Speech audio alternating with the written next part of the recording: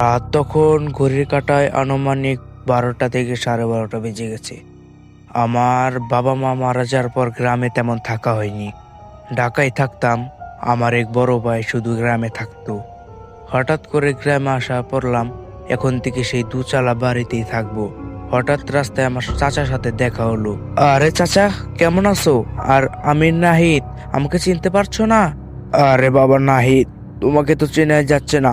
আর এত বছর পর গ্রামে কেন?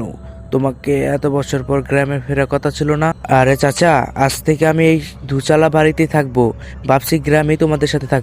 আরে দুচালা বাড়ি মানে কিছু তো বুঝলাম না। আরে বাবা মা মারা যাওয়ার পর যে আমি ঢাকা গেছিলাম, দুচালা বাড়িতেই থাকবো এখন থেকে, বুঝছো? ও আচ্ছা, তাহলে কিছু লাগলে জানাইও। চাচার কথা শুনে আমার জানি কেমন লাগলো।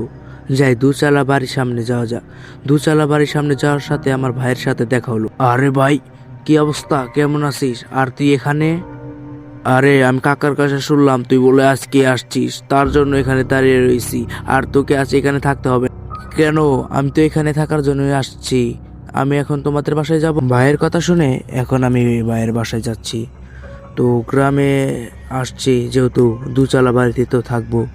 তো ভাবছি যে কালকেই সেই দুচালা বাড়িতে আসবো। তো ভাইয়ের সাথে এখন আমি বাড়িতে যাওয়া যাক।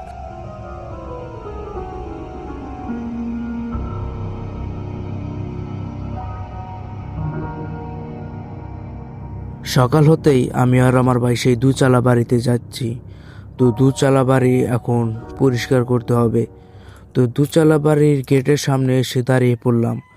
ভাই আমাকে তেমন সময় বলল, আরে তুই আরেকবার ভেবে দেখ, থাকবি কি না। না থাকাটাই কিন্তু তোর জন্য ভালো। আরে ভাই, তুমি যে ডরাও না, থাকলে তেমন কি হবে। চলো দুজনে ভিতরে যাই। ভিতরে আমি আর আমার ভাই সেখানে কথা বলছিলাম। হঠাৎ করে একটা কি যেন শব্দ পেলাম। শব্দ পাওয়ার পরে দুইজনে তো আতঙ্ক হয়ে গেলাম। তার সাইড থেকে দেখতে পাই এক বিশাল শাকচুন্নি আসছে। শাকচুন্নি বলল, আরে তোরা এখানে কেন? তোদেরকে এখানে আসতে বারণ করেছি না? এই বাড়িটা আজ থেকে আমার। তোরা এখান থেকে চলে যা, নাহলে কিন্তু তোদের সবাইকে খেয়ে ফেলবো। আরে আমরা তোমাদের কি ক্ষতি করেছি? আমাদের সাথে এমন করছো কেন? তোমরা আমাদের কাছে কি চাও? আর তোমাদের তো তেমন আমরা কোনো ক্ষতি করিনি। এই বাসায় আমরা অনেকদিন পর আসলাম। শাকচুন্নিকে আমরা অনেকবার বুঝালাম, কিন্তু সে আমাদের কোনো কথাই মানলো না। বাধ্য হয়ে সেখান থেকে আজ আমাদের চলে যেতে হলো। আমি আর আমার ভাই সেখান থেকে চলে আসলাম। এখন বাড়িতে যাচ্ছি। দেখি বাড়িতে যায় কি করা যায়। সেগুলো তো আবার ভাবতে হবে। বাড়িটা অনেক টাকার। তো বাড়িতে যেয়ে দুই ভাই আলোচনা করব। ভাই আর আমি সেখানে অদ্ভুত হয়ে দাঁড়িয়ে রইলাম, কেননা এখন কি করা যায়। দুই ভাইয়ের মধ্যে আর কোনো কথা নেই, কেননা ভূতের ব্যাপার তো এটা। এখন দেখি কি করা যায়। আরে নাহিদ, তোকে আর ওই জায়গায় থাকতে হবে না। আজ থেকে তুই আমার বাসায় থাকোই। আরে না ভাই, আমি আমার সেই দুচালা বাসায় থাকবো। তোমার বাসায় তুমি থাকো। ভাই এগুলো কথা বললো, আমি কোনো মতে মানলাম না। আমি রাত হতেই আমি একাই বের হয়ে পড়লাম সেই বাড়িতে যাওয়ার উদ্দেশ্যে।